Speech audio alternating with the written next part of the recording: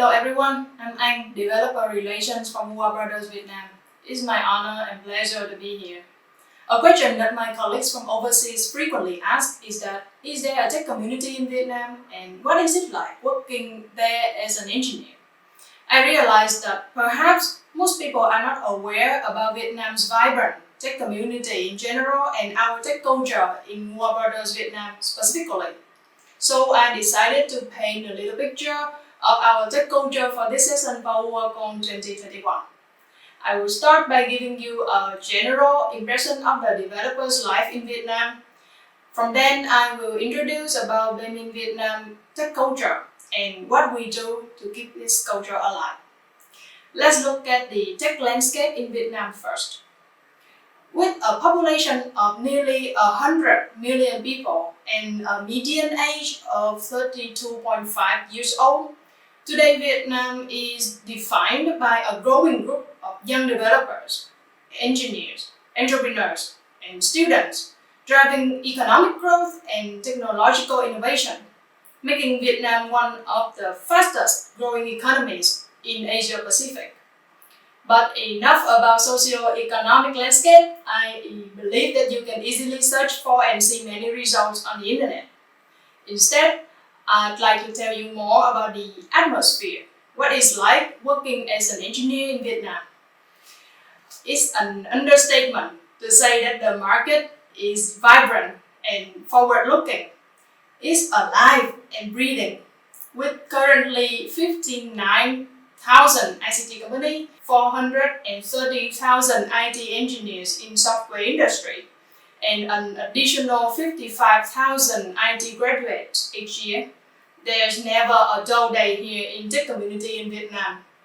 Let me show you what I mean.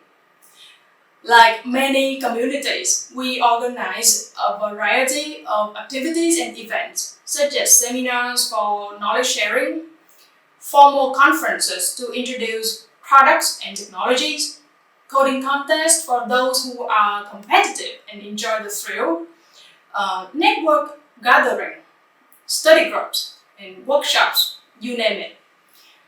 These events take place throughout the year and are open to everyone.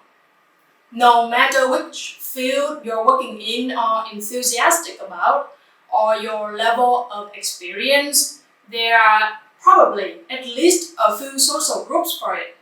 Even the shyest ones can find something to join a local chapter that they belong to and contribute to. Of course, we don't just organize outreach events, but we also run varied internal activities, such as knowledge sharing sessions, study groups, field trips, or just simple meetup to share findings and discuss initiatives. That being said, like other great communities in the world, the best feature of Vietnam's tech community is the people. Vietnam is a closely knitted society, and the tech community can be seen as a subculture with the same set of attributes. The members are from different backgrounds, having different perspectives, and at varied level of skills. But one thing we all have in common is the friendliness. A new member never has to feel out of place or think that, should I ask this silly question? No one will judge or discriminate against backgrounds and skill levels. The fellow members are willing to help whether it's a problem with your code or career advice. And the only requirement is that you're willing to learn and share in return. If you have that mindset, you'll have a great time here. From my own experiences, I'm grateful for the warm welcome and the inclusiveness that the tech community gives to its members. Most tech activities in Vietnam are free of charge or priced very reasonably because the goal is to boost the community itself, not to make profit. I appreciate the non-profit nature because that means these activities are more accessible to everyone. I've talked about the friendliness and the acceptance of new members, but there is more to an accessible community. Something usually overlooked, but often plays an important role is how people connect, is the language. Most tech companies in Vietnam use English for professional purposes, And not only international companies, even large domestic tech firms use English because so many technical terms are not easily translated into the local language. So English is used in meetings, for documentations, or for email correspondence. International engineers coming to work in Vietnam can easily familiarize themselves to the environment thanks to the widespread use of English. All in all, I think that the tech culture in Vietnam is lively and accessible. If you've been thinking about a change of scene, you should definitely look into it. Besides honing your skills in a rapidly growing economy, this is a chance to create amazing friendships and explore new paths in your life. So, in this lively scene, what is it like to work as a developer at BAEMIN Vietnam? These traits or values are built on top of Woowa Brothers Vietnam culture, so they accompany and complement BAEMINist mindset. In my opinion, these values and how we interpret them would be useful to fellow engineers as well. So let's talk first about outstanding. What do you think about when you hear that word? Does it mean that the quality is super, bar none, superior to everything else? In our culture, to be outstanding doesn't necessarily mean one has to come up with genius solutions that nobody has ever thought of before. But it does mean that we are proud of what we build. Will we be proud if this technology or product is introduced to our teammates, to our stakeholders, to the public? If you ask yourself this question, the answer should be yes. Think of the efforts, the time, the arguments, even the headaches that have gone into the making of that product so that it is the best that you and your team bring to the world. You should be proud to say that you have poured your mind and heart into the work. It's the professional fulfillment and satisfaction of a job well done. So let's get back to the initial impression about the word outstanding. Does it mean the absolute best? On the contrary, we think to be outstanding is to acknowledge that we can always be better. So we rather go with continuous improvement in the long run. This is because technology changes so quickly. An acceptable solution today may very well be obsolete tomorrow. Even a solution that we think is fine can be outdated and lopsided already. Are we sure that we don't have a collective blind spot or bias? So rather, we would like to say, that's acceptable for now, but let's do it even better in the future. Then we are in a more open mindset to improve things. That's what being outstanding means to us. Another point that is already obvious but needs emphasizing is that to be outstanding, we must be strict with ourselves, apply high standards. If we are lazy and relaxed about our own works, we're easily satisfied. Is this really the best that we can do? Are we careful and mindful in our decisions? If we were the reviewer of our own work, what would we think about us? I'm sure that as a developer, you are familiar with the situation. Have you ever read some piece of code that you wrote a while back and you wonder to yourself, what was I doing? It's just an example, but it's the kind of mindset that we take to be objective and critical about ourselves. So to us, outstanding means to be proud of our own work, strive to improve furthermore, and adhere to high standards. Next up is self-leading and confident. I believe these words are self-explanatory.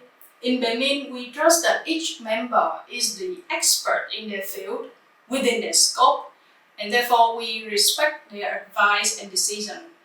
That said, the power to make decisions is a heavy burden. It requires your confidence in the domain knowledge and in your own judgment. That's why we try to provide information, context, and background to the best of our abilities so people can view the fullest picture and then make the most viable decision. Once decisions made, we are determined to see it through to the end. We never expect other people to step in and do the hard things for us. We see something that needs to be done, we set out and do it.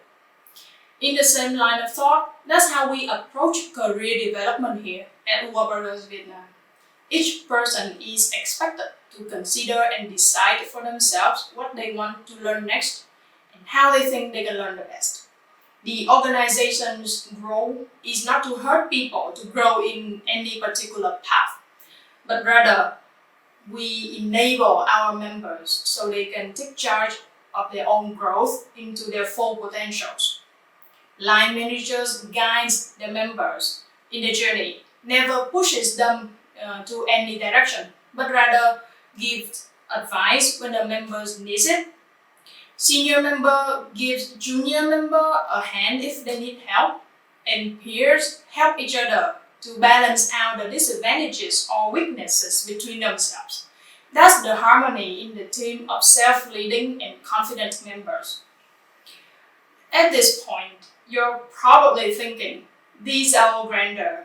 The romantic part inside all of us drives us to aim for big things, such as this magnificent feature or that incredible engineering feat. All those grand undertakings are good, but if we're not keeping check, we can easily lose sight on what's important now.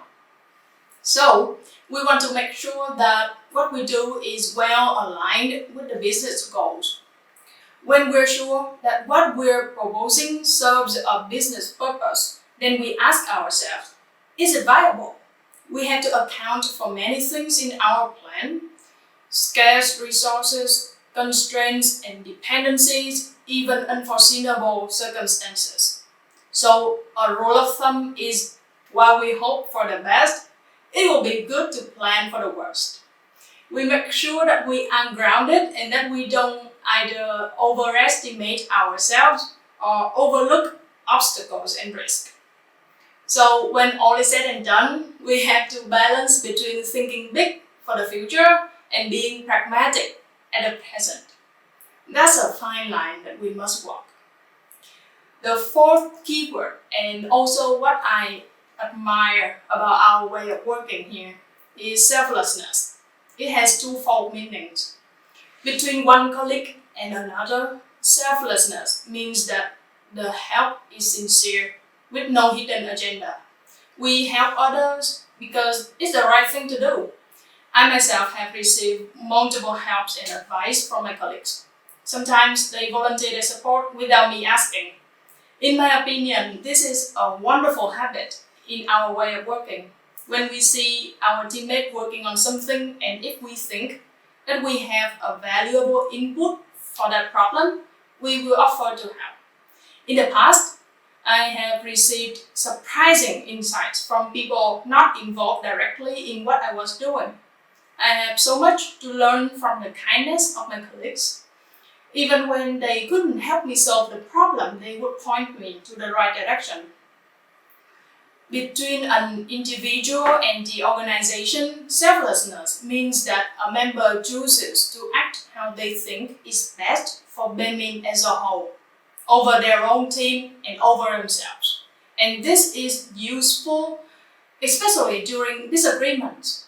When people have different opinions, we would ask ourselves, what is best for the company?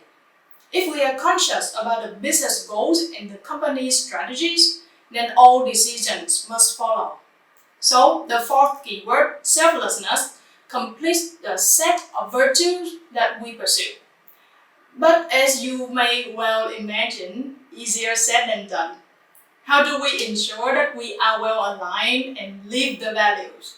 That's what I want to talk about next. In this part, I'll introduce several ways that we keep ourselves aligned with the values. First off, it's about selecting new members. We're growing and looking for new members all the time. It's important to be conscious about adding a new player into the team. If their mindsets and practices are not compatible, it's gonna be a hard time for the new member, but it will also disrupt the current team as well. So you could imagine that the hiring challenge we face is not just about looking for someone with the suitable skill set and tool set, but also someone who clicks with the team. That's the ideal situation. But what about edge case? So, earlier this year, we had an interesting case. A vacancy was open and we had met about 50 candidates. Many candidates showed strong mastery of the required tech stack in terms of the ability they possessed and the real-world experiences they had had from the previous companies. And then, there was this one candidate who had been inexperienced with that particular tech stack in the past. However, he had a goal. His goal is to switch his career from what he was doing at that moment to the role that he was applying for. And he planned out the skills he needed to learn, how he was going to explore and obtain those skills. The plan was well thought out and meticulous. He aimed to work for a product company that creates such product just like Woowa Brothers Vietnam. To top it off, he had this vibe of a sincere and eager person to learn and to share. He could handle a technical discussion smoothly, convincing others with clear and reasonable arguments. Those were the traits we were glad to see in a candidate. Those traits would help him to quickly integrate into the team, even though he's the new member, and later would help him to become an active contributor to a high-performing team. So we could have gone with someone else who was more experienced in the role, but we chose to welcome this eager person to the team. We knew that he would have a tight schedule ahead to learn new things and adapt to the new environment. And also, the team would need to help him and guide him on this new career path. But we decided to weigh mindset over skill set. His learning attitude is right at home with our culture. And this case is only one example of the many times we make the call for the new member. I think we will still stick to this practice in the future. The second practice is introducing processes if needed. This may sound irrelevant, even counterproductive. How is a process related to culture? And let's be straightforward. Do we need more processes? Hear me out. We're talking about culture and how to keep it up. While culture is something intangible or abstract, it manifests in our day-to-day actions. In other words, we can get an idea of a team culture if we observe the members' habit. But more often than not, good habits are difficult to adopt and inconvenient to keep up. For example, we know that feedback is a healthy and productive way to improve and grow, but to give constructive feedback is hard. Sometimes it's even awkward to give candid feedback to your colleagues. So we don't just talk about a culture, we actually translate and dissect the values into actions that people can take. Then help them adopt these habits by simple processes. We don't just say, let's be selfless and help each other out. We introduce the buddy mechanism, organize knowledge sharing session on rotation, and give kudos where it's due. For example, gradually, without explicit reminders, our members are more attuned to the team culture. So, in summary, a well-placed process could be useful to familiarize people and get them started on a good habit. We try not to overdo it though, because too many processes might overwhelm how we work. Once people have a good grasp of the culture through habit-building processes, the work doesn't stop there. The values should be reminded and emphasized often, and not just within the tech division. We think that it would be nice for other departments to learn about the tech culture and way of working. That's why we publish 2 types of internal content. The bi-monthly tech newsletter focuses on the technical aspects of our products and services. It highlights new features, release plan, or product design. Everyone across the company can keep up with what we're offering to the users and be informed of our next releases. In Woowa Brothers Vietnam, we have a quarterly internal magazine. It is a new initiative in the format of a lifestyle publishment, suitable for light reading. With such concept, Tech Division contributes articles to highlight our culture and achievements. Written as dialogue between the magazine reader and tech members, we can introduce our way of working and help them explore several technological topics in a friendly and accessible way. So far, our publishment have been welcomed warmly by our colleagues from other departments. We are happy that everyone in the company can learn about our products and also get to know the people making those products. The last best practice I'd like to talk about is lead by example. It is an advice usually for those in management role. And that's true. In such aspect, we're following the same principle. But what I'd like to say is, in Woowa Brothers Vietnam, our tech team takes it one step further. I myself, for so many times, have seen my colleagues strive to act in accordance with our values, despite the inconvenience or extra effort that they must spend. Just recently, I asked someone to verify the status of a plan. When I received their answer, I was shocked by 5 paragraphs of well thought out explanation. Instead of giving a simple yes or no, they go through the trouble of explaining the context, the reasons leading to the current situation, how we plan to move forward from this situation, and even the pros and cons of that very plan. Such thoughtful response both reminds and inspires me to be considerate when I get a question from someone else. I admire the people that I work with, and I feel proud to be in the team. I don't need to look far for example of a good action. I see it done by anyone every day. That's my favorite thing about working in Woowa Brothers Vietnam.